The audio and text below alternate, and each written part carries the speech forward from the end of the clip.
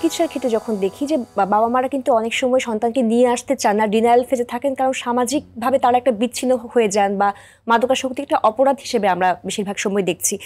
এটা আসলে চিকিৎসার ক্ষেত্রে তার কত বড় একটা চ্যালেঞ্জ ফেস করেন এই বিষয়টা যদি জানতে চাই, এবং ডিক্রিমিনালাইজেশনের ভূমিকাটা আসলে কেমন হওয়া উচিত? না, এটা আসলে অপরাধ না, এটা অনেক গার্জিয়ান ভেবে বসে, বাট এটা একটা রোগ এবং এটা মস্তিষ্কের একটা রোগ এবং এটা চিকিৎসার প্রয়োজন।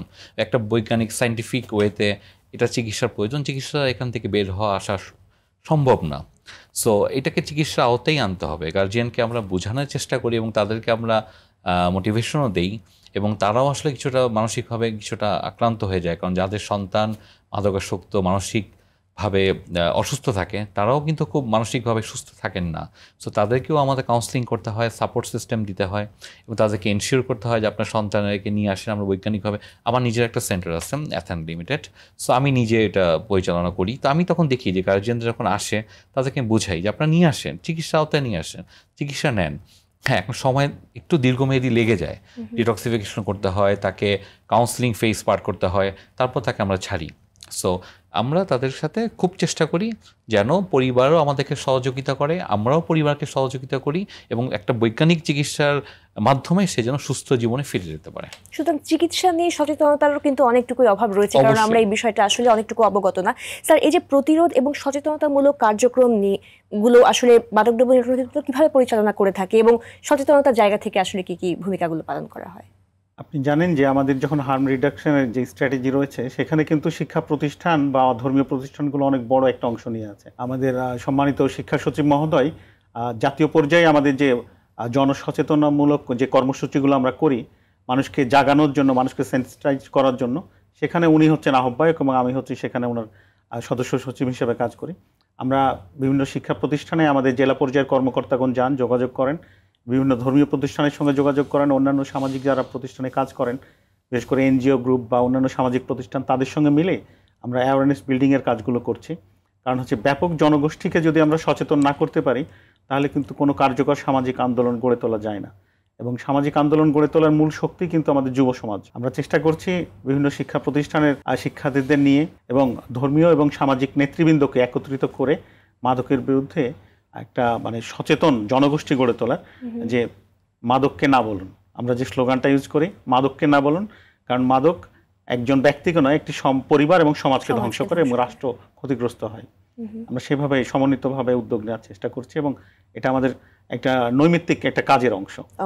একদমই স্যার। এখন যখন ডিজিটালাইজেশন হচ্ছে, আমরা দিন দিন প্রযুক্তির দিক থেকে আরো অনেক বেশি অ্যাডভান্স হচ্ছি, তো সেই জায়গা থেকে আমরা দেখি যে সবার হাতেই এখন মোবাইল, তো রিলস বা সব কিছুর মাধ্যমে কিন্তু আমরা মাদক নিয়ে অনেক সচেতনতা চাইলে তৈরি করতে পারি।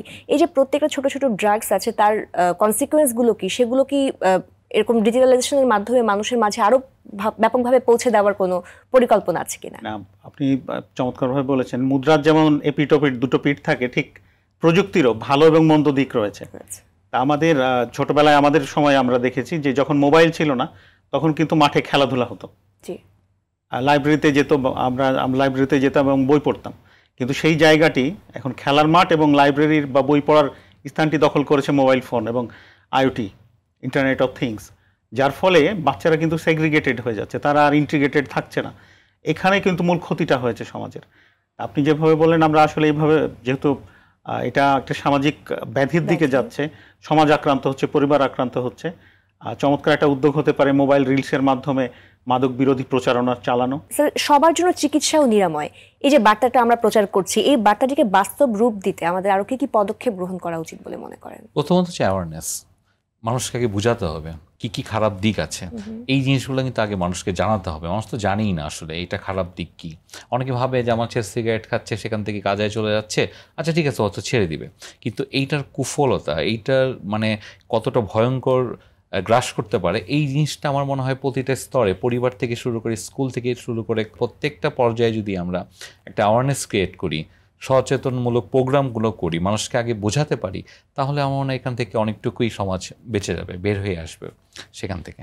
সুতরাং সচেতনতার কোনো বিকল্প নেই। জি স্যার, আমরা এখন দেখি যে আসলে ডার্ক ওয়েব ইউজ করে বা বিটকয়েন ইউজ করে অনেকভাবেই কিন্তু নানান ধরনের মাদকের অনুপ্রবেশ কিন্তু ঘটছে, এবং সোশ্যাল মিডিয়াতে কিছু কিছু প্রাইভেট গ্রুপ আছে যেখানে কিন্তু হোম ডেলিভারি পর্যন্ত হয়। তো এই ক্ষেত্রে আসলে প্রযুক্তির দিক থেকে আমরা মাদকদ্রব্য নিয়ন্ত্রণ অধিদপ্তর আরো কিভাবে কাজ করছে যে যারা অনেক ধন্যবাদ এই পেছনে কাজ প্রশ্নের করছেন। অবতারণা করার জন্য।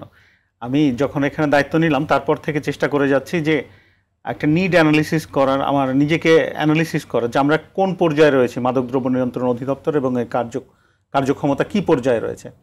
আমরা যে নিড অ্যানালিসিস করেছি এবং তার প্রেক্ষিতে আমরা চেষ্টা করছি আমাদের দেশীয় এবং বৈদেশিক যে বন্ধুরা রয়েছেন, সহযোগী বন্ধুরা রয়েছেন, ডেভেলপমেন্ট পার্টনাররা রয়েছেন, তাদেরকে নিয়ে যে আমাদেরকে যদি ড্রাগের মতো এরকম একটা ভয়ঙ্কর বিষয়ের সঙ্গে লড়তে হয় এবং দেশকে মুক্ত রাখতে হয়, দেশকে মাদকাসক্তির এই করাল গ্রাস থেকে উদ্ধার করতে হয়, তাহলে আমাদের সক্ষমতা অর্জন করতে হবে। এই জন্য আমরা ক্যাপাসিটি বিল্ডিং সেমিনার করছি, আমরা ক্যাপাসিটি বিল্ডিং বিভিন্ন প্রজেক্ট নেওয়ার চেষ্টা করছি এবং আমরা একটা সাইবার ইউনিট গঠন করার জন্য প্রস্তাব দিচ্ছি আমাদের মন্ত্রণালয়কে এবং আশা করি সেটাও আমরা পারবো। কারণ সাইবার ওয়ারফেয়ারটাই এখন মূল। কারণ আমাদের যদি ইন্টারনেট বেসড যে ওয়ারফেয়ারগুলো হচ্ছে সেখানে কিন্তু মাদকও অনেক বড় একটা বিষয়। আপনারা নার্কো ট্রেড এবং নার্কো কারেন্সির কথা জানেন। মাদকের সঙ্গে অর্থ এবং অস্ত্র এবং সন্ত্রাস তিনটাই কিন্তু অঙ্গাঙ্গিভাবে যুক্ত। কারণ মাদক বিক্রির টাকায় এই অস্ত্রও কেনা যায়, সন্ত্রাসও তৈরি করা যায়, দেশকে অস্থিতিশীল করা যায়। আমরা চেষ্টা করছি আমাদের সাইবার একটা ইউনিট গঠন করে সেই সাইবার লেভেলে এই যে বিষয়গুলো হয়, ডার্ক ওয়েব বা অন্যভাবে বিটকয়েন বা ক্রিপ্টোকারেন্সির মাধ্যমে যে লেনদেনগুলো হয় সেগুলো ডিটেক্ট করার এবং সেখান থেকে আমাদের তরুণ সমাজকে মুক্ত রাখার। স্যার, এই ক্ষেত্রে আমরা অনেক সময় দেখি যে মাদক অভিযানগুলো যখন পরিচালনা করা হয় আমরা কিন্তু ম্যাক্সিমাম হচ্ছে ক্যারিয়ারদেরকেই আসলে আমরা ধরতে পারছি বা দেখছি, এবং যারা মাদকের পেছনে একটা বড় ধরনের যে সিন্ডিকেট থাকে তারা কিন্তু বিভিন্ন ধরনের রাজনৈতিক আশ্রয় প্রশ্রয় বা বিভিন্ন জায়গা থেকে কিন্তু আসলে তারা একটা পর্দার আড়ালে থেকে যাচ্ছেন। সো এই বিষয়ে মাদকদ্রব্য নিয়ন্ত্রণ অধিদপ্তরের না, এটা ঠিকই বলেছেন। কারণ হচ্ছে যে আমরা যখন বিভিন্ন অভিযান পরিচালনা করি, যারা বহন করে মূলত তাদেরকে আমরা মালামাল সহ ধরতে পারি, এখানে উদ্ধার অভিযান হয়। কিন্তু তারা এমনভাবে যারা মাদক ব্যবসায়ী বা যারা মাদকের পেছনের গডফাদার এবং সমাজের বিভিন্ন লেভেলে, আমি একটা বিষয় বলি এখানে, এটা দেশবাসীর জানা দরকার। মাদকের সঙ্গে সমাজের, যেহেতু আমরা সামাজিক জীব, সব আমাদের চারপাশে যা কিছু আছে তা নিয়ে আমাদের সমাজ, এটা আমরা জেনে আসছি ছোটোবেলা থেকে। সমাজের এমন কোনো জনগোষ্ঠী নেই, এমন কোনো স্তর নেই যারা মাদক ব্যবসা বা মাদকের এই যে রমরমা অবস্থার সঙ্গে যুক্ত নয়। আমরা যখনই অভিযানে গিয়েছি আমরা টের পেয়েছি সমাজের এমন অনেক মানুষ যুক্ত থাকেন যারা সামনে একরকম আচরণ করেন, কথা বলেন, কিন্তু তাদের পেছনের রূপটা অন্য। এবং এই ধরনের ক্ষমতাবান মানুষদের পৃষ্ঠপোষকতাই কিন্তু মাদকের বিস্তার। এবং তাদের সঙ্গে যদি আমাদেরকে বিভিন্নভাবে লড়তে হয় তাহলে আমাদেরও ক্ষমতায়িত হতে হবে। সুখের বিষয়, আমাদের স্বরাষ্ট্র মন্ত্রণালয়ের মাননীয় উপদেষ্টা মহোদয় সেই সক্ষমতা বিনির্মাণে উনি আমাদেরকে কথা দিয়েছেন এবং আমাদেরকে উৎসাহ দেন। উনি আমাদের অভিভাবক। আমরা চেষ্টা করে যাচ্ছি আমাদের ক্ষুদ্র সামর্থ্য দিয়ে Bangladesh police, border guard, Bangladesh coast guard, RAB, অন্যান্য আইন প্রয়োগকারী সংস্থার সমন্বয়ে আমরা দেশকে মাদক মুক্তির এবং এই ধরনের গডফাদারদের কাছে পৌঁছানোর চেষ্টা করছি।